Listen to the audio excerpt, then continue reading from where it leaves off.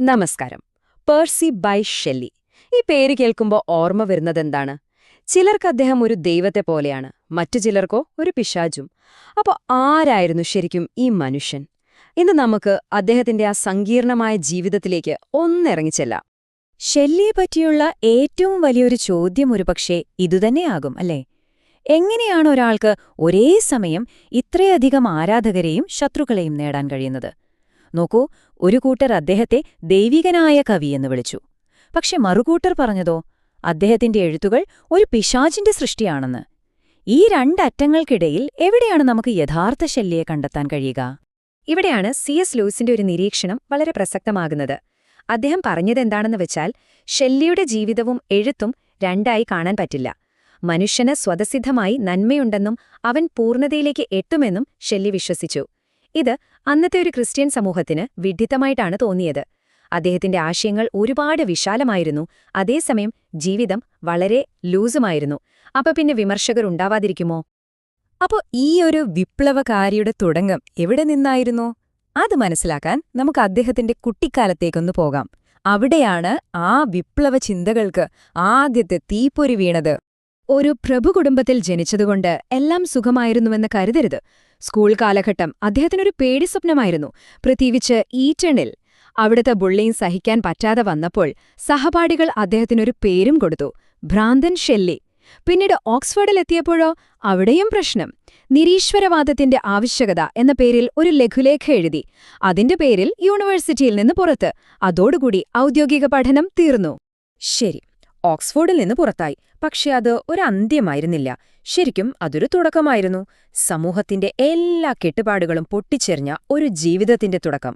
പ്രണയത്തിലായാലും രാഷ്ട്രീയത്തിലായാലും Shelly തന്റേതായ വഴികളിലൂടെ സഞ്ചരിക്കാൻ തുടങ്ങി. ഒന്ന് ആലോചിച്ചു നോക്കൂ, അദ്ദേഹത്തിന്റെ ആശയങ്ങൾ ആ കാലഘട്ടത്തിന് എത്രയോ മുൻപിലായിരുന്നു. വിവാഹം, രാജഭരണം, സംഘടിത മതങ്ങൾ, ഇതൊക്കെ മനുഷ്യനെ തളച്ചിടുന്ന ചങ്ങലകളാണെന്നാണ് ഷെല്ലി വിശ്വസിച്ചത്. പകരം അദ്ദേഹം സ്വതന്ത്ര പ്രണയത്തെക്കുറിച്ചും സസ്യാഹാരത്തെക്കുറിച്ചും സംസാരിച്ചു. എല്ലാ ജീവികളോടും സ്നേഹം വേണമെന്ന് പറഞ്ഞു.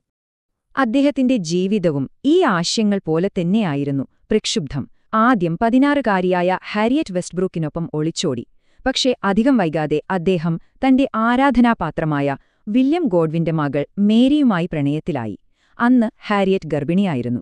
അവളെ ഉപേക്ഷിച്ചാണ് ഷെല്ലി മേരിയുടെ കൂടെ പോകുന്നത്. ഇതിന്റെ ആഘാതം താങ്ങാനാവാതെ ഹാരിയറ്റ് ലണ്ടനിലെ ഒരു നദിയിൽ ചാടി ജീവനൊടുക്കി. അത് ഷെല്ലിയുടെ ജീവിതത്തിൽ മായാത്ത ഒരു കറുത്ത അധ്യായമായി മാറി. ഈ സംഭവങ്ങളെല്ലാം ഷെല്ലിയെ എത്രമാത്രം ഉലച്ചിട്ടുണ്ടാകുമല്ലേ?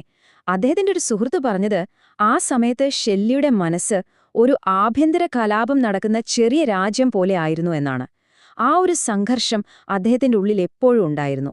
എന്നാൽ ഈ ആശയങ്ങളും വ്യക്തിപരമായ സംഘർഷങ്ങളും വെറുതെ മനസ്സിൽ ഒതുക്കിവെച്ചില്ല ഷെല്ലി. അതെല്ലാം അദ്ദേഹത്തിന്റെ കവിതകൾക്ക് ഊർജം നൽകി. അങ്ങനെയാണ് ക്വീൻ മാബ് പോലുള്ള വിപ്ലവകരമായ കവിതകൾ ഉണ്ടാകുന്നത്. പിന്നീട് ഈ കവിത ചാർട്ടിസ്റ്റുകൾ എന്നറിയപ്പെട്ട തൊഴിലാളി പ്രസ്ഥാനത്തിന്റെ ബൈബിളായി മാറി. അതുപോലെ അയർലൻഡിലെ കത്തോലിക്കരുടെ അവകാശങ്ങൾക്ക് വേണ്ടി വാദിക്കാനും അദ്ദേഹം മടിച്ചില്ല. അങ്ങനെ പ്രശ്നങ്ങൾ ഒന്നൊന്നായി വരാൻ തുടങ്ങി. ഒരു വശത്ത് കടം, മറുവശത്ത് മോശമാകുന്ന ആരോഗ്യം. അതിനിടയിൽ ഹാരിയറ്റിന്റെ മരണത്തിനു ശേഷം കുട്ടികളെ തന്നിൽ നിന്ന് അകത്തുമോ എന്ന പേടിയും. ഒടുവിൽ 1818 ഷെല്ലിക്ക് ഇംഗ്ലണ്ട് വിടേണ്ടി വന്നു. പിന്നീടൊരിക്കലും അദ്ദേഹത്തിന് സ്വന്തം നാട്ടിലേക്ക് മടങ്ങാൻ കഴിഞ്ഞില്ല. പക്ഷേ ഇറ്റലിയിലെത്തിയപ്പോൾ കാര്യങ്ങൾ ആകെ മാറി. അവിടുത്തെ പ്രകൃതിയും ആ ശാന്തമായ അന്തരീക്ഷവും അദ്ദേഹത്തിന് ഒരു പുതിയ ജീവിതം കൊടുത്തതുപോലെയായിരുന്നു. ഇംഗ്ലണ്ടിലെ ആ ശ്വാസമുട്ടിക്കുന്ന സാഹചര്യങ്ങളിൽ നിന്ന് പുറത്തുവന്നപ്പോൾ ഇപ്പോഴാണ് ഞാൻ ശരിക്കും ജീവിക്കുന്നത് എന്ന് അദ്ദേഹത്തിന് തോന്നി. ഈ മാറ്റം അദ്ദേഹത്തിന്റെ സർഗാത്മകതയെ ശരിക്കും ജ്വലിപ്പിച്ചു. അതൊരവിശ്വസനീയമായ ഒഴുക്കായിരുന്നു. ഇറ്റലിയിൽ അദ്ദേഹം താമസിച്ച ഓരോ സ്ഥലത്തുനിന്നും മാസ്റ്റർപീസുകൾ പിറന്നുവീണു. Prometheus unbound, ode to the west wind, അദ്ദേഹത്തിന്റെ ഏറ്റവും മികച്ച രചനകളെല്ലാം ഈ കാലഘട്ടത്തിൽ എഴുതിയതാണ്. പക്ഷേ ഈ സർഗാത്മകതയുടെ നടുവിലും ദുരന്തം അദ്ദേഹത്തെ വിട്ടുപോയില്ല. ഇറ്റലിയിൽ വെച്ച് മേരിയിലുണ്ടായ 2 മക്കൾ, വില്യമും ക്ലാരയും, മരിച്ചുപോയി. ആ നഷ്ടം ഷെല്ലിയെയും മേരിയെയും ശരിക്കും തകർത്തുകളഞ്ഞു. നാട് വിട്ടുപോയെങ്കിലും ഷെല്ലിയുടെ രാഷ്ട്രീയബോധം ഒട്ടും കുറഞ്ഞിരുന്നില്ല. ഇംഗ്ലണ്ടിലെ മാഞ്ചസ്റ്ററിൽ സമാധാനപരമായി പ്രതിഷേധിച്ച സാധാരണക്കാർക്ക് നേരെ പട്ടാളം വെടിവെച്ച പീറ്റർലോ കൂട്ടക്കൊലയെക്കുറിച്ച് കേട്ടപ്പോൾ അദ്ദേഹത്തിന്റെ രക്തം തിളച്ചു. അതിൽ നിന്നാണ് ദ മാസ്ക് ഓഫ് അനാർക്കി എന്ന വിഖ്യാത രാഷ്ട്രീയ കവിതയുണ്ടാകുന്നത്. അഹിംസയിലൂടെയുള്ള ചെറുത്തുനിൽപ്പിന്റെ ഏറ്റവും ശക്തമായ ആഹ്വാനങ്ങളിലൊന്നാണ് ആ കവിത ഇന്നും. അങ്ങനെ സന്തോഷവും ദുഃഖവും ഒരുപോലെ ആഞ്ഞുവീശിയ ആ ജീവിതം 1822 ഒരു വേനൽക്കാലത്ത് വളരെ അപ്രതീക്ഷിതമായി അവസാനിക്കാൻ പോകുകയായിരുന്നു. തന്റെ പ്രിയപ്പെട്ട പായ്ക്കപ്പലായ ഏരിയലിൽ സുഹൃത്തുക്കളോടൊപ്പം യാത്ര ചെയ്യുകയായിരുന്നു ഷെല്ലി. സ്പേസിയ ഉൾക്കടലിൽ വെച്ച് പെട്ടെന്നാണ് ഒരു കൊടുങ്കാറ്റ് വീശിയടിച്ചത്. അവരുടെ ചെറിയ ബോട്ട് ആ തിരമാലകളിൽ മുങ്ങിപ്പോയി. 10 ദിവസങ്ങൾക്കുശേഷം അദ്ദേഹത്തിന്റെ ശരീരം കരയ്ക്കടിഞ്ഞു. പരിശോധിച്ചപ്പോൾ പോക്കറ്റിൽ ഒരു പുസ്തകം, പ്രിയ കവി ജോൺ കീറ്റ്സിന്റെ കവിതകൾ. ആ പേജ് മടക്കിവെച്ചിരുന്നു. ഒരുപക്ഷേ ആ കൊടുങ്കാറ്റിന് തൊട്ടുമുമ്പും അദ്ദേഹം കവിത വായിക്കുകയായിരുന്നിരിക്കാം. കവിയായി ജീവിച്ച് കവിതയോടൊപ്പം തന്നെ അദ്ദേഹം ഈ ലോകത്തുനിന്ന് പോയി. ഷെല്ലിയുടെ ജീവിതം പോലെ തന്നെ നാടകീയമായിരുന്നു അദ്ദേഹത്തിന്റെ അവസാന യാത്രയും. സുഹൃത്തായ ബൈറൺ പ്രഭുവിന്റെയൊക്കെ സാന്നിധ്യത്തിൽ കടൽ തീരത്ത് വെച്ചായിരുന്നു സംസ്കാരം. ആ ചിത എരിയുമ്പോൾ മറ്റൊരു സുഹൃത്തായ ട്രെലോണി അതിൽ നിന്ന് ഷെല്ലിയുടെ ഹൃദയം പുറത്തെടുത്തു. പിന്നീട് മേരി ഷെല്ലി തന്റെ മരണം വരെ ആ ഹൃദയം ഒരു ഓർമ്മ പോലെ സൂക്ഷിച്ചുവെച്ചു. അപ്പോ നമ്മൾ തുടങ്ങിയ ഇടത്തേക്ക് തന്നെ തിരിച്ചുവരാം. ആരായിരുന്നു ശരിക്കും പേഴ്സി ബൈഷ് ഷെല്ലി? നല്ലൊരു ലോകം സ്വപ്നം കണ്ടൊരു ആദർശവാദിയോ, അതോ തന്റെ ജീവിതം കൊണ്ട് ചുറ്റുമുള്ളവരെ വേദനിപ്പിച്ച് ഒരു അപകടകാരിയായ വിപ്ലവകാരിയോ? സത്യം പറഞ്ഞാൽ അദ്ദേഹം ഒരുപക്ഷേ ഈ രണ്ടുമായിരുന്നു. ആ വൈരുദ്ധ്യങ്ങൾ തന്നെയാണ്, ആ സങ്കീർണത തന്നെയാണ് 200 വർഷം കഴിഞ്ഞിട്ടും ഷെല്ലിയെയും അദ്ദേഹത്തിന്റെ കവിതകളെയും ഇന്നും നമ്മൾ ഓർക്കാൻ കാരണം. എല്ലാവർക്കും നമസ്കാരം. ഇന്ന് നമ്മൾ നോക്കാൻ പോകുന്നത് ഒരു വാക്യത്തിന്റെ പാതിയിൽ വെച്ച് എഴുത്ത് നിലച്ചുപോയ ഒരു അത്ഭുതകരമായ സൃഷ്ടിയെക്കുറിച്ചാണ്. അതിന്റെ രഹസ്യങ്ങൾ നമുക്കൊന്ന് ചുരുളടിച്ചു നോക്കാം. അതെ, നമ്മൾ സംസാരിക്കുന്നത് ദി ട്രയംഫ് ഓഫ് ലൈഫ് എന്നതിനെക്കുറിച്ചാണ്. പേഴ്സി ബൈഷ് ഷെല്ലി 1822 മരിക്കുന്നതിന് തൊട്ടുമുമ്പ് വരെ എഴുതിക്കൊണ്ടിരുന്ന ഒരു കവിതയാണിത്. വളരെ ശക്തവും അതേസമയം അങ്ങേയറ്റം സങ്കീർണവുമായ ഒരു ദർശനം. അപ്പോൾ ഈ രഹസ്യം നമുക്ക് എങ്ങനെ മനസ്സിലാക്കാം? അതിനായി നമ്മൾ ഈ കാര്യങ്ങളിലൂടെയൊക്കെ ഒന്ന് കടന്നുപോകും. കവിതയുടെ ആ ഒരു വിഷൻ എന്താണെന്നും അതിലെ പ്രധാനപ്പെട്ട ആളുകൾ ആരൊക്കെയാണെന്നും അവസാനം ഉത്തരം കിട്ടാതെ പോകുന്ന ചോദ്യങ്ങൾ ഏതൊക്കെയാണെന്നും നമുക്ക് നോക്കാം. ശരി, അപ്പോൾ നമുക്ക് ആദ്യത്തെ കാര്യത്തിലേക്ക് കടക്കാം. ഷെല്ലി തന്റെ അവസാന നാളുകളിൽ യഥാർത്ഥത്തിൽ എന്താണ് കണ്ടത്? ഈ കവിത തുടങ്ങുന്നത് തന്നെ ഇതിലെ കഥ പറയുന്ന ആള് ഒരുതരം സ്വപ്നാവസ്ഥയിലേക്ക് വഴുതി വീഴുന്നതോടെയാണ്. ആ സ്വപ്നത്തിൽ അദ്ദേഹം കാണുന്നതെന്താണെന്നോ? ഒരു ദുഃഖകരമായ ഘോഷയാത്രയാണ്. ഒരു ക്രമവുമില്ലാത്ത ജനക്കൂട്ടം ഒരു പുഴ പോലെ ഒഴുകി നീങ്ങുന്നത് അദ്ദേഹം കാണുകയാണ്. അപ്പോൾ ഈയൊരു കാഴ്ച കണ്ട് ആകെ കൺഫ്യൂഷനായി നിൽക്കുകയാണ് നമ്മുടെ ആഖ്യാതാവ്. എന്താണ് സംഭവിക്കുന്നതെന്ന് മനസ്സിലാകുന്നില്ല. ഈ സമയത്താണ് അദ്ദേഹത്തിന് കാര്യങ്ങൾ വിശദീകരിച്ചു കൊടുക്കാൻ ഒരാൾ വേണ്ടിവരുന്നത്. പെട്ടെന്നാണ് അവിടെ ഒരു വിചിത്ര രൂപം പ്രത്യക്ഷപ്പെടുന്നത്. ഉണങ്ങി പിരിഞ്ഞ് ഒരു പഴയ മരത്തിന്റെ വേരുപോലെ തോന്നിക്കുന്ന ഒരു വിരൂപമായ രൂപം. ഷെല്ലി അങ്ങനെയാണ് ആ രൂപത്തെ വർണ്ണിക്കുന്നത്. ആരായിരുന്നു അത് എന്നറിയാമോ? മറ്റാരുമല്ല, പ്രശസ്തനും അതേസമയം ഒരുപാട് വിവാദങ്ങളിൽ പെട്ടയാളുമായ ചിന്തകൻ ജീൻ ജാക്ക് റൂസോ. ഇദ്ദേഹമാണ് നമ്മുടെ വഴികാട്ടി. ഇവിടെ ശരിക്കും രസകരമായ ഒരു കാര്യമുണ്ട്. ഷെല്ലി റൂസോയ്ക്ക് കൊടുക്കുന്ന റോൾ, ഡാന്റെയുടെ ഇൻഫർണോ നിങ്ങൾക്കറിയാമല്ലോ. അതിൽ ഡാന്റെയെ പരലോകത്തിലൂടെ വഴികാട്ടുന്നത് കവിയായ വിർജിലാണ്. അതുപോലെയാണ് ഇവിടെ നമ്മുടെ ആഖ്യാതാവിനെ ഈ ജീവിതത്തിന്റെ വിജയയാത്രയിലൂടെ നയിക്കുന്നത് റൂസോ ആണ്. ഓക്കെ, അപ്പോൾ നമുക്കിനി ആ ഘോഷയാത്രയിലേക്ക് തന്നെ തിരിച്ചുപോകാം. എന്താണ് ഈ വിജയം എന്ന് റൂസോ വിശദീകരിക്കുന്നത് എങ്ങനെയെന്ന് നോക്കാം. ട്രയംഫ് എന്ന വാക്കു വരുന്നത് പണ്ടത്തെ റോമൻ വിജയഘോഷയാത്രകളിൽ നിന്നാണ്. ഒരു ജനറൽ യുദ്ധം ജയിച്ചു വരുമ്പോൾ തടവുകാരെയൊക്കെ കൂട്ടി ഒരു പരേഡ് നടത്തും. അതാണ് ട്രയംഫ്. പക്ഷേ ഷെല്ലിയുടെ കവിതയിൽ വിജയി ഒരു ജനറലല്ല, പകരം ജീവിതം എന്നൊരു വലിയ ശക്തിയാണ് ഇവിടെ വിജയിക്കുന്നത്. അപ്പോൾ ആരുടെ മേലാണ് ഈ ജീവിതം വിജയം നേടിയത്? നോക്കൂ, ചരിത്രത്തിലെ ഏറ്റവും വലിയ ആളുകളാണ് അതിന്റെ തടവുകാർ. തത്വചിന്തകരും ഭരണാധികാരികളും പോപ്പുമാരും കവികളും എല്ലാവരെയും ജീവിതമെന്ന ശക്തി അതിന്റെ രഥത്തിൽ കെട്ടിയിട്ടിരിക്കുകയാണ്. പക്ഷേ എല്ലാവരും ഈ ചങ്ങലയിലില്ല. റൂസോ പറയുന്നതനുസരിച്ച് വളരെ കുറച്ചുപേർ ഈ പിടിയിൽ നിന്ന് രക്ഷപ്പെട്ടിട്ടുണ്ട്. ഇതാണ് കവിതയിലെ ഏറ്റവും പ്രധാനപ്പെട്ടൊരു ആശയം. നോക്കൂ, ഒരു വശത്ത് പ്ലേറ്റോ, അരിസ്റ്റോട്ടിൽ, നെപ്പോളിയൻ ഇവരൊക്കെ ജീവിതത്തിന്റെ തടവുകാരാണ്. കാരണം അവർ ലോകവുമായി അതിന്റെ അധികാരങ്ങളുമായി ഒത്തുതീർപ്പുകൾക്ക് തയ്യാറായി. മറുവശത്തു നോക്കൂ, സോക്രട്ടീസും യേശുക്രിസ്തുവും. അവർ സ്വന്തം സത്യങ്ങളിൽ ഉറച്ചുനിന്നു, ലോകത്തിനു മുന്നിൽ മുട്ടുമടക്കിയില്ല. അതുകൊണ്ട് അവർ സ്വതന്ത്രരായി. വലിയ വലിയ ആളുകൾ പോലും ഇങ്ങനെ ബന്ധിതരായി കിടക്കുന്നത് കാണുമ്പോൾ സ്വാഭാവികമായും നമ്മുടെ ആഖ്യാതാവിന് ഒരു സംശയം വരും. അദ്ദേഹത്തിനൊരു ചോദ്യം ചോദിക്കാനുണ്ട്, ഒരുപക്ഷെ ഏറ്റവും പ്രധാനപ്പെട്ട ചോദ്യം. അദ്ദേഹം പകുതി തന്നോട് തന്നെ ചോദിക്കുകയാണ്, എന്താണ് ജീവിതം? അപ്പോൾ ഒരു ശബ്ദം മറുപടി കൊടുക്കുന്നു, ഒറ്റ വാക്ക്, ജീവിതം. അതെ, ചോദ്യവും അതുതന്നെ, ഉത്തരവും അതുതന്നെ. ഈ കവിതയെ ഇത്രയധികം ശക്തമാക്കുന്നത് അതിലെ ആശയങ്ങൾ മാത്രമല്ല, ഇതിനൊരു അവസാനമില്ല എന്ന സത്യം കൂടിയാണ്. ഇത് എങ്ങനെ തീരുമെന്ന് നമുക്കൊരിക്കലും അറിയാൻ കഴിയില്ല. ഷെല്ലി എഴുതിയ 548 വരികളെ പണ്ഡിതന്മാർ ഇങ്ങനെ വിഭജിച്ചിട്ടുണ്ട്: ദർശനം തുടങ്ങുന്നത്, ഘോഷയാത്ര വരുന്നത്, റൂസോ വിശദീകരിക്കുന്നത്, അങ്ങനെ പോയി 548ാമത്തെ വരിയിൽ കവിത പെട്ടെന്ന് നിൽക്കുകയാണ്. അപ്പോൾ നോർത്തു നോക്കൂ, എത്ര വലിയൊരു ഭാഗമാണ് പൂർത്തിയാക്കാൻ ബാക്കിയുണ്ടായിരുന്നത്. ഡാന്റെയുടെ പർഗറ്റോറിയോ പോലുള്ള ഇതിഹാസങ്ങൾ ഷെല്ലിയെ എത്രമാത്രം സ്വാധീനിച്ചെന്ന് നമുക്കിതിൽ വ്യക്തമായി കാണാൻ സാധിക്കും. ഒരു വലിയ പ്രതീകാത്മക യാത്രയെന്ന ആശയം ഡാന്റെയുടെ കൃതിയിൽ നിന്ന് പ്രചോദനം ഉൾക്കൊണ്ടതാണ്. കവിത അവസാനിക്കുന്നത് എവിടെയാണെന്നോ, ഞാൻ എവിടെ നിന്ന് വന്നു, ഞാനിപ്പോൾ എവിടെയാണ്, എന്തിനാണിവിടെ എന്നെനിക്ക് കാണിച്ചു തരൂ എന്ന് ആഖ്യാതാവ് റൂസോയോട് ചോദിക്കാൻ തുടങ്ങുന്ന ആ നിമിഷം ആ വരി അവിടെ മുറിഞ്ഞുപോയി. സാഹിത്യത്തിലെ തന്നെ ഏറ്റവും വലിയ ക്ലിഫ് ഹാങ്കറുകളിൽ ഒന്നാണിത്. അപ്പോ ഇത് നമ്മളെ ഒരു ചോദ്യത്തിന് മുന്നിൽ നിർത്തുന്നു. ലോകത്തിലെ ഏറ്റവും വലിയ പ്രതിഭകളെ പോലും തടവിലാക്കാൻ കഴിയുന്ന ഒന്നാണ് ജീവിതമെങ്കിൽ അതിന്റെ ഈ വിജയം ഒരു നേട്ടമാണോ അതോ ഒരു ദുരന്തമാണോ? ഷെല്ലിക്ക് കുറച്ചുകൂടി സമയം കിട്ടിയിരുന്നെങ്കിൽ ജീവിതത്തെയും മരണത്തെയും സ്വാതന്ത്ര്യത്തെയും കുറിച്ച് അദ്ദേഹം എന്തായിരിക്കും എഴുതി ചേർക്കുക? ഇംഗ്ലീഷ് സാഹിത്യത്തിലെ എക്കാലത്തെയും വലിയ കവികളിലൊരാളാണ് ജോൺ കീറ്റ്സ്. അദ്ദേഹത്തിന്റെ ഏറ്റവും വലിയ സ്വപ്നമായിരുന്നു ഹൈപ്പീരിയൻ എന്ന ഇതിഹാസകാവ്യം. പക്ഷേ അത് പൂർത്തിയാക്കാൻ അദ്ദേഹത്തിന് കഴിഞ്ഞില്ല. സാഹിത്യലോകത്തിലെ ഏറ്റവും വലിയ രഹസ്യങ്ങളിലൊന്നാണിത്. എന്തുകൊണ്ടായിരിക്കും കീറ്റ്സ് തന്റെ ആ മഹത്തായ സ്വപ്നം പാതി വഴിയിൽ ഉപേക്ഷിച്ചത്? നമുക്ക് ഈയൊരു വിശകലനത്തിലൂടെ ആ രഹസ്യത്തിന്റെ ചുരുളഴിക്കാൻ ശ്രമിക്കാം. അതെ, ഇതാണ് നമ്മുടെ മുന്നിലുള്ള പ്രധാന ചോദ്യം. ഒരു പ്രതിഭ എന്തിനാണ് തന്റെ മാസ്റ്റർപീസ് എന്ന് വിശേഷിപ്പിക്കാവുന്ന ഒരു സൃഷ്ടി പാതി വഴിയിൽ ഉപേക്ഷിക്കുന്നത്? ഇതിനുത്തരം കണ്ടെത്തണമെങ്കിൽ നമ്മൾ കീറ്റ്സിന്റെ ജീവിതത്തിലേക്കും അദ്ദേഹം ജീവിച്ച ആ കാലഘട്ടത്തിലേക്കും ഒന്ന് ആഴത്തിൽ ഇറങ്ങിച്ചെല്ലണം. നമുക്ക് ആദ്യം ഈ കഥയുടെ നായകനായ ജോൺ കീറ്റ്സിനെ ഒന്ന് പരിചയപ്പെടാം. കാരണം അദ്ദേഹത്തിന്റെ ജീവിതാനുഭവങ്ങളാണ്, അദ്ദേഹത്തിന്റെ വേദനകളാണ് ഹൈപ്പീരിയൻ എന്ന കവിതയ്ക്ക് ശരിക്കും ജീവൻ നൽകിയത്. ഈ ടൈം ലൈൻ കാണുമ്പോൾ തന്നെ നമുക്ക് മനസ്സിലാവും കീറ്റ്സിന്റെ ജീവിതം എത്ര തീവ്രവും ചെറുതുമായിരുന്നുവെന്ന്. ഒന്ന് ആലോചിച്ചു നോക്കൂ, ഒരു ഡോക്ടറാകാൻ പഠിച്ച ആളാണ്. സ്വന്തം സഹോദരൻ കൺമുന്നിൽ ക്ഷയം ബാധിച്ച് മരിക്കുന്നത് കണ്ടുകൊണ്ട്, തനിക്കും അതേ രോഗമാണെന്നറിഞ്ഞുകൊണ്ട് ആ ഒരു മാനസികാവസ്ഥയിലാണ് അദ്ദേഹം ഹൈപ്പീരിയൻ എഴുതാൻ തുടങ്ങുന്നത്.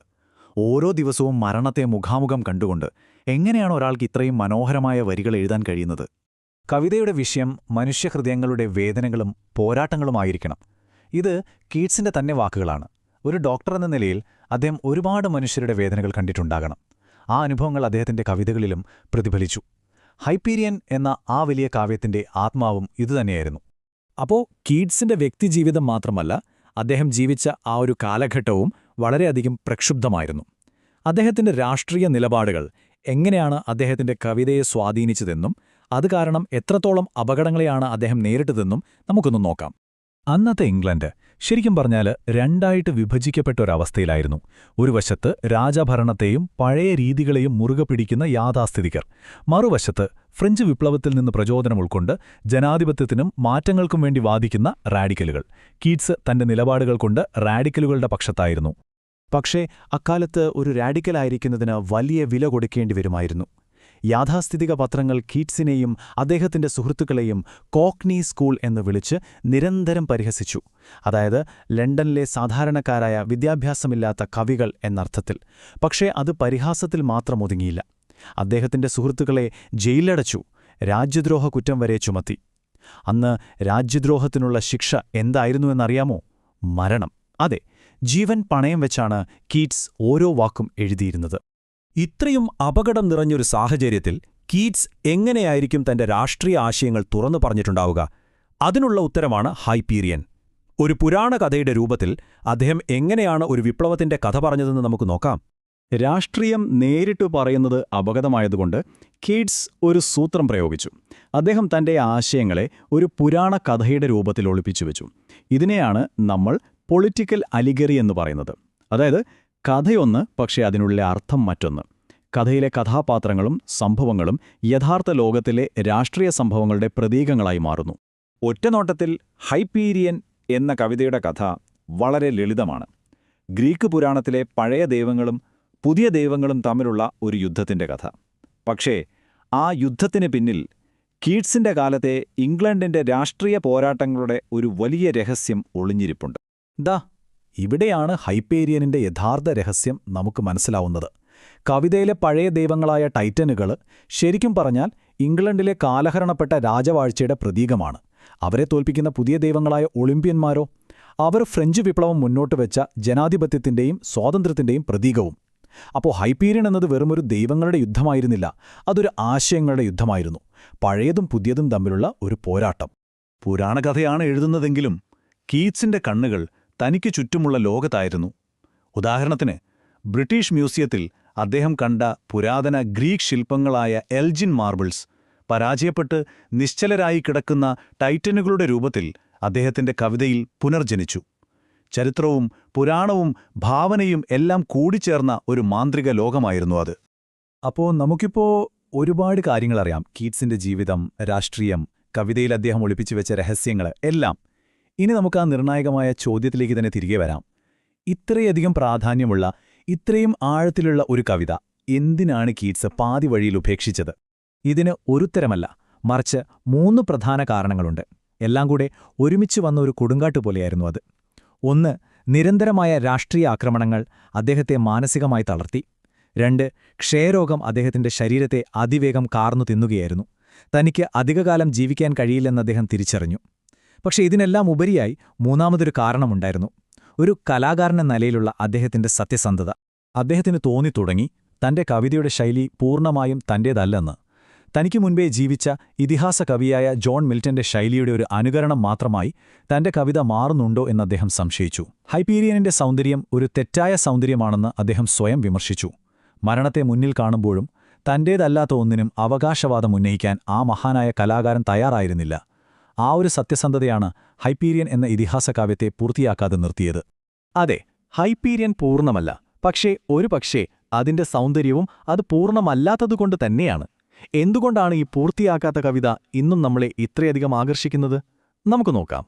കാരണം ഹൈപ്പീരിയൻ ഒരു കവിത എന്നതിലുപരി കൊടിയ സമ്മർദ്ദങ്ങൾക്കിടയിൽ ജീവിച്ച ഒരു പ്രതിഭയുടെ ഒരു നേർചിത്രമാണ്. ജീവിതത്തിലെയും രാഷ്ട്രീയത്തിലെയും വ്യക്തിപരമായ പോരാട്ടങ്ങളുടെയും തീച്ചുളയിൽ ഒരു കലാസൃഷ്ടി എങ്ങനെയാണ് രൂപപ്പെടുന്നതെന്നതിൻ്റെ ഏറ്റവും വലിയൊരു സാക്ഷ്യപത്രമാണത്.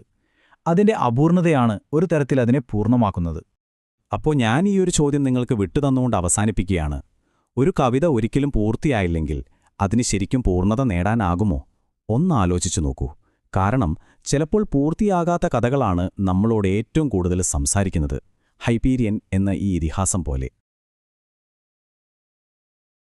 നമ്മളിന്ന് നോക്കാൻ പോകുന്നത് മഹാനായ റൊമാന്റിക് കവി ജോൺ കീറ്റ്സ് എഴുതി തുടങ്ങിയ, പക്ഷെ അദ്ദേഹത്തിന് ഒരിക്കലും പൂർത്തിയാക്കാൻ കഴിയാതെ പോയ ഒരു ഇതിഹാസ കാവ്യത്തെക്കുറിച്ചാണ്. എന്തുകൊണ്ടായിരിക്കും ആ കാവ്യം പാതി വഴിയിൽ ഉപേക്ഷിക്കപ്പെട്ടത്? വാ, നമുക്കൊന്നിച്ചൊന്ന് അന്വേഷിക്കാം. ഒന്നാലോചിച്ചു നോക്കൂ.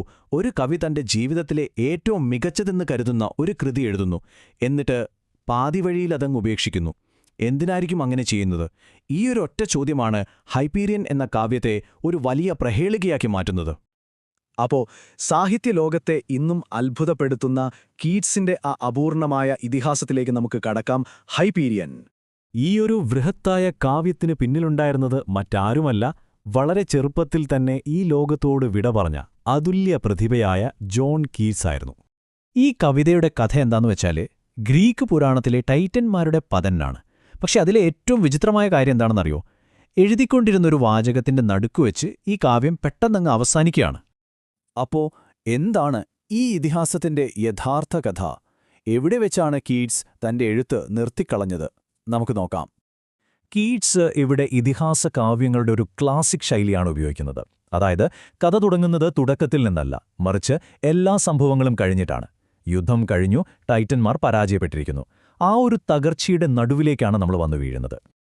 അപ്പോൾ ഈ ഒരു ദൈവിക നാടകത്തിലെ പ്രധാനികൾ ആരൊക്കെയാണെന്ന് നോക്കാം. 1. പരാജയപ്പെട്ട് എല്ലാം നഷ്ടപ്പെട്ട് തകർന്നിരിക്കുന്ന രാജാവ് സാറ്റേൺ. അദ്ദേഹത്തെ ആശ്വസിപ്പിക്കാനായി എത്തുന്ന പത്നി തിയ. പിന്നെ കൂട്ടത്തിൽ ഇപ്പോഴും പരാജയം സമ്മതിക്കാത്ത ഒരേയൊരു ടൈറ്റൻ, സൂര്യദേവനായ ഹൈപ്പീരിയൻ. പരാജയപ്പെട്ട് തകർന്നടിഞ്ഞ അവർ ഒരുമിച്ചിരുന്ന് എന്ത് തീരുമാനമെടുക്കും? അവിടെയാണ് ഈ കവിതയുടെ ഹൃദയമിരിക്കുന്നത്. പരാജയത്തിന്റെ ആഴത്തിൽ തങ്ങളുടെ ഭാവി എന്തായിരിക്കുമെന്ന് തീരുമാനിക്കാൻ ടൈറ്റന്മാരെല്ലാം ഒരുമിച്ചു കൂടുകയാണ്. അവരുടെ മുന്നിലുള്ള ചോദ്യം ഇതാണ്: ഇനി എന്തു ചെയ്യും? ഇനിയും പോരാടുമോ, അതോ ഈ വിധിക്ക് മുന്നിൽ കീഴടങ്ങുമോ? ആ ചർച്ചയിൽ പ്രധാനമായും 2 വാദങ്ങളാണ് ഉയർന്നുവന്നത്. ഓഷ്യാനസ് എന്ന ടൈറ്റൻ പറഞ്ഞു, നോക്കൂ, ഈ മാറ്റം പ്രകൃതിയുടെ നിയമമാണ്. പുതിയത് വരുമ്പോൾ പഴയത് വഴിമാറിക്കൊടുക്കണം, നമ്മളത് അംഗീകരിക്കണം. പക്ഷേ യുദ്ധക്കൊതിയനായ എൻസലാഡസ് ആക്രോശിച്ചു, ഇല്ല, നമ്മൾ പൊരുതണം, നമ്മുടെ അധികാരം തിരിച്ചുപിടിക്കണം. ഈ കവിത എന്തുകൊണ്ട് പാതിവഴിയിൽ നിലച്ചു എന്ന നമ്മുടെ അന്വേഷണത്തിലെ ആദ്യത്തെ സൂചന ഒരുപക്ഷേ അതിൽ ഒളിപ്പിച്ചുവെച്ച ഒരു രാഷ്ട്രീയ സന്ദേശത്തിലായിരിക്കാം. ഈ ആശയം മനസ്സിലാക്കാൻ അലിഗറി എന്താണെന്ന് നമ്മൾ അറിയണം. സിമ്പിളായി പറഞ്ഞാൽ, ഒരു കഥയിലൂടെ മറ്റൊരു വലിയ ആശയം പറയുന്നതിനെയാണ് അലിഗറി എന്ന് പറയുന്നത്. ആ ആശയം രാഷ്ട്രീയമോ സാമൂഹികമോ ഒക്കെ ആവാം. അങ്ങനെയെങ്കിൽ ഹൈപ്പീരിയൻ എന്ന കവിതയിലെ ഈ രാഷ്ട്രീയ കോഡ് നമുക്കൊന്ന് പൊഴിച്ചു നോക്കാം. ഇവിടെ ടൈറ്റന്മാർ എന്നു പറയുന്നത് യൂറോപ്പിലെ പഴയ രാജഭരണത്തെയാണ് പ്രതിനിധീകരിക്കുന്നത്. അവരുടെ രാജാവായ സാറ്റാണോ അധികാരമില്ലാതെ എല്ലാം നഷ്ടപ്പെട്ട ഒരു ഏകാധിപതിയെപ്പോലെ? അപ്പോൾ ഒളിമ്പ്യന്മാരാരാണ്? ഫ്രഞ്ച് വിപ്ലവം പോലെ സമൂഹത്തെ മാറ്റിമറിച്ച പുതിയ വിപ്ലവശക്തികൾ തന്നെ. ഈ രാഷ്ട്രീയ രൂപകങ്ങൾ മറ്റു കഥാപാത്രങ്ങളിലും നമുക്ക് കാണാൻ പറ്റും. ഹൈപ്പീരിയൻ തന്റെ സുഖസൗകര്യങ്ങൾ നഷ്ടപ്പെടുമോ എന്ന് പേടിക്കുന്ന ഒരു പ്രഭുവിനെപ്പോലെയാണ് പെരുമാറുന്നത്. എൻസലാഡസ് ആകട്ടെ പഴയ രാജവാഴ്ചയുടെ അക്രമാസക്തമായ പുരുഷമേധാവിത്വത്തെയും പ്രതിനിധീകരിക്കുന്നു. പക്ഷേ ഈ കവിതയ്ക്ക് രാഷ്ട്രീയത്തിനപ്പുറം കൂടുതൽ വ്യക്തിപരമായ മറ്റൊരു തലം കൂടിയുണ്ടെങ്കിലോ? ഒരുപക്ഷേ ഇത് കീറ്റ്സിന്റെ സ്വന്തം ഉള്ളിലെ സംഘർഷങ്ങളുടെ കഥയാണെങ്കിലോ? അപ്പോൾ നമ്മൾ ചോദിക്കേണ്ട യഥാർത്ഥ ചോദ്യം ഇതാണ്: ഈ കവിത ശരിക്കും ദൈവങ്ങളെയും വിപ്ലവങ്ങളെയും കുറിച്ചൊക്കെ തന്നെയാണോ? അതോ കല എന്തായിരിക്കണം എന്നതിനെക്കുറിച്ചുള്ളൊരു കവിയുടെ ആത്മപരിശോധനയാണോ ഇത്? കല എന്തിനു വേണ്ടിയുള്ളതാണ്? മനുഷ്യഹൃദയങ്ങളുടെ വേദനകളെയും സംഘർഷങ്ങളെയും അഭിമുഖീകരിക്കാനോ, അതോ അതിൽ നിന്നൊരു ഒളിച്ചോട്ടത്തിനോ? ഈ ചിന്ത കീറ്റ്സിനെ വല്ലാതെ അലട്ടിയിരുന്നു. കീറ്റ്സിന്റെ മനസ്സിലെ പ്രധാന സംഘർഷം ഇതുതന്നെയായിരുന്നു. കവിത എന്ന് പറയുന്നത് വെറും ഭാവനാലോകങ്ങളിലേക്കുള്ളൊരു രക്ഷപ്പെടലാണോ, അതോ മനുഷ്യന്റെ വേദനയുടെയും സഹനത്തിന്റെയും സത്യത്തെ അത് ധൈര്യത്തോടെ അഭിമുഖീകരിക്കണമോ? സത്യത്തിൽ ടൈറ്റന്മാർക്കിടയിൽ നമ്മൾ കണ്ട ആ സംവാദം കീറ്റ്സിന്റെ ഉള്ളിൽ തന്നെ നടന്നുകൊണ്ടിരുന്ന ഒന്നായിരുന്നു. ഈയൊരു ഘട്ടത്തിലാണ് കവിതയിലേക്ക് അപ്പോളോ എന്ന പുതിയ ദൈവം വരുന്നത്. അപ്പോളോയുടെ ശക്തി യുദ്ധത്തിലൂടെ കിട്ടുന്നതല്ല, മറിച്ച് ലോകത്തിന്റെ മുഴുവൻ ദുഃഖങ്ങളും ഉൾക്കൊണ്ട് നേടുന്ന അതിബൃഹത്തായ അറിവാണ് അവന്റെ ശക്തി. ഒരുപക്ഷേ ഇതായിരിക്കാം കീറ്റ്സ് വിശ്വസിച്ച ഒരു യഥാർത്ഥ കവിയുടെ രൂപം. കവിതയുടെ 3-ാം പുസ്തകത്തിലെ ഏറ്റവും നിർണായകമായ നിമിഷം ഇതാണ്: അപ്പോളോ ജീവിതത്തിലേക്ക് മരിക്കുന്നു. അതായത് വേദനയും സഹനവും ഒരു വലിയ തിരിച്ചറിവാക്കി മാറ്റി അജ്ഞതയിൽ നിന്ന് ഒരു യഥാർത്ഥ കലാകാരനായി, ഒരു ദൈവമായി അവൻ പുനർജനിക്കുകയാണ്. അപ്പോ എന്തുകൊണ്ടാണ് ഈ കവിത അപൂർണമായി തുടരുന്നത്? രാഷ്ട്രീയപരമായ കാരണങ്ങൾ കൊണ്ടാണോ, അതോ ഒരു കവിയുടെ ഉള്ളിലെ വ്യക്തിപരമായ സംഘർഷങ്ങൾ മൂലമാണോ? ഒരുപക്ഷേ ഈ കവിതയുടെ ശക്തി അതിന്റെ അപൂർണതയിൽ തന്നെയാണ്. ഇത് മാറ്റത്തിന്റെ വേദനാജനകമായ അനിശ്ചിതമായ ഒരു നിമിഷത്തെ അതേപടി ഫ്രീസ് ചെയ്തു നിർത്തുന്നു. അത് പൂർത്തിയാക്കാത്തതുകൊണ്ട് ആ സംഘർഷത്തിനൊരവസാനമില്ല, അതെപ്പോഴും അവിടെ നിലനിൽക്കുന്നു. ഇത് നമ്മളെ കലയെക്കുറിച്ച് തന്നെയുള്ള ഒരു വലിയ ചോദ്യത്തിലേക്ക് എത്തിക്കുകയാണ്. ഒരു കഥയ്ക്ക് പൂർണ്ണത വരാൻ അതിന് കൃത്യമായ ഒരു അവസാനം വേണോ? ചിലപ്പോൾ ഉത്തരം കിട്ടാത്ത ചോദ്യങ്ങൾക്കായിരിക്കും ഏറ്റവും കൂടുതൽ ഭംഗി, അല്ലേ? റൊമാൻറ്റിക്. ഈ വാക്ക് കേൾക്കുമ്പോൾ എന്താണ് നിങ്ങളുടെ മനസ്സിലേക്ക് വരുന്നത്? പ്രണയം, റോസാപ്പൂക്കൾ, സിനിമകൾ, അല്ലേ? എന്നാൽ സാഹിത്യത്തിലെ റൊമാൻറ്റിസിസം അഥവാ കാൽപ്പനികത എന്നു പറയുന്നത് അതിനേക്കാളൊക്കെ എത്രയോ വലുതാണ്, എത്രയോ ശക്തമാണ്. സത്യത്തിൽ അതൊരു പ്രസ്ഥാനമായിരുന്നു, വികാരങ്ങൾ നയിച്ച ഒരു വിപ്ലവം. അതെ, നിങ്ങൾ കേട്ടത് ശരിയാണ്. ഇന്ന് നമ്മളൊരു ഡേറ്റിനെയോ ഒരു സിനിമയെയോ ഒക്കെ റൊമാൻറ്റിക് എന്ന് വിളിക്കുന്നില്ലേ? അതുമായി ഈ സാഹിത്യപ്രസ്ഥാനത്തിന് യാതൊരു ബന്ധവുമില്ല. ആ അർത്ഥമൊക്കെ ഇതിന് ഒരുപാട് കാലം കഴിഞ്ഞു വന്നതാണ്. അപ്പോ എന്തായിരുന്നു ശരിക്കും ഈ കാൽപ്പനിക വിപ്ലവം? എന്തുകൊണ്ടാണ് അതിനെ വെറുമൊരു സാഹിത്യപ്രസ്ഥാനമെന്നു പറയാതെ ഒരു വിപ്ലവമെന്നു വിളിക്കുന്നത്? അത് എന്തിനെയൊക്കെയാണ് വെല്ലുവിളിച്ചത്? നമുക്കൊന്ന് വിശദമായി നോക്കാം. ഓക്കെ, അപ്പോൾ ഏതൊരു വിപ്ലവത്തെപ്പറ്റി അറിയാനും അത് എന്തിനെതിരെ ആയിരുന്നു എന്ന് ആദ്യം മനസ്സിലാക്കണമല്ലേ? അല്ലേ? അപ്പോൾ നമുക്ക് നോക്കാം ഈ റൊമാൻറ്റിക് കവികൾക്കൊക്കെ ചുറ്റുമുണ്ടായിരുന്ന ആ ലോകം അതെങ്ങനെയായിരുന്നു എന്ന്. ഈ കവികൾക്ക് മുൻപുള്ള കാലഘട്ടം, അതായത് അഗസ്റ്റിൻ കാലഘട്ടം, അവിടെ എല്ലാത്തിനും ഒരു ചിട്ടയുണ്ടായിരുന്നു. യുക്തി, സാമൂഹിക നിയമങ്ങൾ, നല്ല ബോധം എന്നൊക്കെ പറയുന്ന കാര്യങ്ങൾക്കായിരുന്നു പ്രാധാന്യം. പക്ഷേ റൊമാന്റിക് കവികൾ വന്നു പറഞ്ഞു, പോരാ, ഇതല്ല ജീവിതം. യഥാർത്ഥ സൗന്ദര്യം ഈ നിയമങ്ങളിലല്ല, മറിച്ചു പ്രകൃതിയിലും ഓരോ മനുഷ്യന്റെയും ഉള്ളിലെ തീവ്രമായ വികാരങ്ങളിലുമാണ്, പര്യവേഷണം ചെയ്യപ്പെടാത്ത കാര്യങ്ങളിലുമാണ്. ഇതിനൊരു പ്രധാന കാരണം വ്യാവസായിക വിപ്ലവമായിരുന്നു. പുതിയ ഫാക്ടറികളും യന്ത്രങ്ങളുമൊക്കെ വന്നതോടെ നഗരങ്ങളാകെ പുകയും തിരക്കും ബഹളവുമായി. പ്രകൃതിയിൽ നിന്നകന്ന മനുഷ്യൻ പണത്തിനു പിന്നാലെ ഓടാൻ തുടങ്ങി. ഈയൊരു ലോകത്തെയാണ് കവികൾ അത്യാഗ്രഹത്തിന്റെയും വഞ്ചനയുടെയും ഒരു കേന്ദ്രമായി കണ്ടത്. അപ്പോ ഇങ്ങനെയൊരു ലോകത്തുനിന്ന് ആരാണ് ഒരു മോചനം ആഗ്രഹിക്കാത്തത്, അല്ലേ? അപ്പോ ഈയൊരു ഇരുണ്ട നഗരത്തിൽ നിന്നും മുഖം തിരിച്ച് ഈ കവികളൊക്കെ ഒരു പുതിയ സത്യം തേടിയിറങ്ങി. ശരി, എവിടെയായിരിക്കും അവരത് കണ്ടെത്തിയത്? ഇവിടെ രസകരമായ കാര്യം എന്താന്ന് വെച്ചാല്, ഓരോരുത്തരും പോയത് ഓരോ വഴിക്കാണ്. വില്യം വേർഡ്സ്വർത്തിനെ പോലുള്ളവര് ഗ്രാമങ്ങളിലെ സാധാരണ മനുഷ്യരിലും കുട്ടികളുടെ നിഷ്കളങ്കതയിലും പ്രകൃതിയിലുമൊക്കെയാണ് ആശ്വാസം കണ്ടെത്തിയത്. എന്നാൽ കോൾറിഡ്ജ് നേരെ തിരിച്ചായിരുന്നു. അദ്ദേഹം മനുഷ്യന്റെ മനസ്സിന്റെ ഉള്ളിലേക്കാണ് നോക്കിയത്. നമ്മുടെ സ്വപ്നങ്ങൾ, ഭയങ്ങൾ, നിഗൂഢതകൾ, അതിനെപ്പറ്റിയൊക്കെ എഴുതി. പിന്നെ ബ്ലേക്കിന്റെ കാര്യം പറയുകയാണെങ്കിൽ അദ്ദേഹം സ്വന്തമായൊരു ഫാന്റസി ലോകം തന്നെ ഉണ്ടാക്കി. വേർഡ്സ്വർത്തിന്റെ ഈ വരികളൊന്ന് കേട്ടുനോക്കൂ. വയലിൽ ഒറ്റയ്ക്ക് ജോലി ചെയ്ത് പാട്ട് പാടുന്നൊരു സ്ത്രീയെക്കുറിച്ചാണിത്. ആ പാട്ട് കഴിഞ്ഞു, കവി ഒരുപാട് ദൂരം പോയി. പക്ഷെ ആ സംഗീതം അദ്ദേഹത്തിന്റെ ഹൃദയത്തിൽ അപ്പോഴും മായാതെ നിന്നു. ഇതിൽ നിന്ന് എന്താ മനസ്സിലാക്കേണ്ടത്? പുറത്ത് എന്ത് നടക്കുന്നു എന്നതിനേക്കാൾ പ്രധാനം ആ അനുഭവം നമ്മുടെ ഉള്ളിൽ എന്ത് മാറ്റമുണ്ടാക്കുന്നു എന്നതായിരുന്നു അവർക്ക്. അപ്പൊ ഇതാണ് ഇവിടുത്തെ കീ പോയിന്റ്. ഈ അതീന്ദ്രിയ ശക്തികളെയും പ്രേതങ്ങളെയും കുറിച്ചൊക്കെ എഴുതിയത് നമ്മളെ വെറുതെ പേടിപ്പിക്കാനല്ല, അല്ല, മറിച്ച് അത് നമ്മുടെയൊക്കെ ഉള്ളിലുള്ള ഭയങ്ങൾ, ഏകാന്തത, യുക്തിക്ക് പിടികൊടുക്കാത്ത ചിന്തകൾ, ഇതിനെയൊക്കെ പുറത്തു കൊണ്ടുവരാനുള്ള ഒരു വഴിയായിരുന്നു. ഒരുപക്ഷേ ആ ഭയാനകമായ കടലിന്റെ ഏകാന്തത എന്ന് പറയുന്നത് നമ്മുടെ മനസ്സിന്റെ തന്നെ ആഴങ്ങളായിരിക്കാം. ശരി, ഇനി നമുക്ക് റൊമാന്റിക് കവിതയുടെ നേരെ ഹൃദയത്തിലേക്ക് തന്നെ പോകാം. അതെന്താണെന്നല്ലേ? വികാരങ്ങൾ. വെറും വികാരങ്ങളല്ല, അതിതീവ്രമായ വികാരങ്ങൾ. അപ്പോ ഈ തീവ്രമായ വികാരങ്ങളൊക്കെ എങ്ങനെയാണ് അവരെ വായനക്കാരിലേക്ക് എത്തിച്ചത്? വെറുതെ എനിക്ക് സന്തോഷമുണ്ട് അല്ലെങ്കിൽ എനിക്ക് ദുഃഖമുണ്ട് എന്ന് പറഞ്ഞിട്ടല്ല, അല്ല. പകരം അവർ വാക്കുകൾ കൊണ്ട് നമ്മുടെ മനസ്സിൽ ചിത്രങ്ങൾ വരച്ചു. നമ്മുടെ ഉള്ളിലെ സന്തോഷമോ ദുഃഖമോ അത്ഭുതമോ എന്താണേലും അത് വായനക്കാരന്റെ മനസ്സിൽ ഒരു സിനിമ പോലെ തെളിഞ്ഞു വരണം. ദേ, ലോർഡ് ബൈറന്റെ ഈ വരികൾ കേട്ടാൽ അത് മനസ്സിലാവും. ആലോചിച്ചു നോക്കൂ, മനുഷ്യന്റെ കപ്പലുകളെയൊക്കെ നിസ്സാരമാക്കുന്ന, മെരുക്കാനാവാത്ത ആ കടലിന്റെ ശക്തി, അതൊരു ചിത്രമായിട്ട് മനസ്സിൽ വരുന്നില്ലേ? അതാണ് സംഭവം. ആ ശക്തിയോടുള്ള ഒരു തരം ആരാധനയും ചെറിയ പേടിയുമൊക്കെയാണ് ഇവിടത്തെ വികാരം. ഇനി നേരെ കീറ്റ്സിലേക്ക് വരാം. ഇതൊന്ന് നോക്കിക്കേ. ഒരു ഗ്ലാസ്സിലെ വൈനിന്റെ സൗന്ദര്യത്തെക്കുറിച്ചാണ് പറയുന്നത്. പക്ഷെ ഇത് വായിക്കുമ്പോൾ നമുക്കത് കാണാനും അതിന്റെ രുചി അറിയാനും മണം പിടിക്കാനും പറ്റുന്ന പോലെ തോന്നുന്നില്ലേ? ശരിക്കും പറഞ്ഞാൽ ആ കഠിനമായ ലോകത്തു നിന്നുള്ള മനോഹരമായ ഒരു എസ്കേപ്പ്. അവസാനമായി ഷെല്ലി ഒരു കിളിയുടെ പാട്ടിനെ സ്വർഗത്തിൽ നിന്ന് പെയ്യുന്ന സംഗീത മഴയോടാണ് ഉപമിക്കുന്നത്. എത്ര മനോഹരമാണല്ലേ? അപ്പൊ ഈ 3 ഉദാഹരണങ്ങളിൽ നിന്നും ഒരു കാര്യം വ്യക്തമാണ്. അവരുടെ ഉള്ളിലെ ഫീലിംഗ്സ് അത് വാക്കുകൾ കൊണ്ട് നമ്മുടെ മുന്നിൽ ഒരു ദൃശ്യം പോലെ കാണിക്കാൻ അവർക്ക് കഴിഞ്ഞിരുന്നു. പക്ഷേ കഥ ഇവിടെ തീരുന്നില്ല. ഈ റൊമാന്റിസിസം എന്ന് പറയുന്നത് വെറും പ്രകൃതിയെയും വികാരങ്ങളെയും പറ്റി മാത്രമായിരുന്നില്ല. അതിനൊരു രാഷ്ട്രീയ മുഖം കൂടിയുണ്ടായിരുന്നു. അതൊരു ശക്തമായ സാമൂഹിക പ്രതിഷേധം തന്നെയായിരുന്നു. പണ്ടൊക്കെ കവികളെന്ന് പറഞ്ഞാൽ മിക്കവാറും രാജാക്കന്മാരെയും പ്രഭുക്കന്മാരെയും പുകഴ്ത്തിപ്പാടുന്നവരായിരുന്നു, അല്ലേ? എന്നാൽ റൊമാന്റിക് കവികൾ ആ പരിപാടി നിർത്തി. അവർ കൊട്ടാരത്തിൽ നിന്നിറങ്ങി സാധാരണക്കാരന്റെ കൂടെ നിന്നു. എന്നിട്ട് അധികാരത്തെ നേർക്കുനേർ ചോദ്യം ചെയ്യാൻ തുടങ്ങി. അവരെന്തിനൊക്കെ വേണ്ടിയാണ് സംസാരിച്ചതെന്നറിയാമോ? ഒന്നാമതായി, ഓരോ വ്യക്തിയുടെയും സ്വാതന്ത്ര്യം. സമൂഹത്തിന്റെ നിയമങ്ങളല്ല, വ്യക്തിയാണ് വലുതെന്ന് അവർ പറഞ്ഞു. പിന്നെ അതുവരെ ആരും ശ്രദ്ധിക്കാത്ത ആളുകളുടെ ജീവിതം.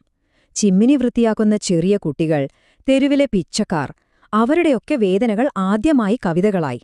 ബൈറൺ ആണെങ്കിൽ ഏകാധിപതികൾക്കെതിരെ യുദ്ധം ചെയ്യാൻ വരെ പോയി. ഷെല്ലിയാണെങ്കിൽ പ്രഖ്യാപിച്ചു, ഓരോ മനുഷ്യനും സ്വയം പര്യാപ്തനാണ്, ആരുടെയും അടിമയല്ല എന്ന്. അപ്പോ ചുരുക്കി പറഞ്ഞ റൊമാന്റിസിസം എന്താണ് ചെയ്തത്? അത് നിയമങ്ങളുടെയും യുക്തിയുടെയും ഒരു കൂട്ടിലിട്ട് അടച്ചിരുന്ന മനുഷ്യന് അവന്റെ വികാരങ്ങളും സ്വപ്നങ്ങളും നിഗൂഢതകളുമെല്ലാം തിരിച്ചുകൊടുത്തു. ഓരോ സാധാരണക്കാരനിലും ഒരു ഹീറോ ഉണ്ടെന്ന് അവര് നമ്മളെ ഓർമ്മിപ്പിച്ചു. അപ്പൊ അവസാനം ഒരു ചോദ്യം. ഈ ഒരു റൊമാൻറ്റിക് ചിന്ത, അതായത് വ്യക്തിയുടെ വികാരമാണ് വലുത്, പ്രകൃതിക്ക് ഒരു ശക്തിയുണ്ടെന്നൊക്കെ പറയുന്ന ഈ വിശ്വാസം, അത് ഇന്നും നമ്മുടെ ഇടയിലില്ലേ? നമ്മുടെ ഉള്ളിലെ ഫീലിംഗ്സിനെ പറ്റി പറയുന്ന പാട്ടുകളിൽ, സിറ്റിയിലെ തിരക്കിൽ നിന്ന് രക്ഷപ്പെട്ട് ഒരു ട്രെക്കിങ്ങിന് പോകുമ്പോൾ, അല്ലെങ്കിൽ ഒരു അനീതിക്കെതിരെ ഒറ്റയ്ക്ക് നിന്ന് പോരാടുന്ന ഒരാളെ കാണുമ്പോൾ, അവിടെയൊക്കെ ആ പഴയ റൊമാൻറ്റിക് വിപ്ലവത്തിന്റെ ഒരു തീപ്പൊരി നമുക്ക് കാണാൻ പറ്റുന്നില്ലേ? എന്താ നിങ്ങൾക്ക് തോന്നുന്നത്? ഒന്ന് ആലോചിച്ചു നോക്കൂ.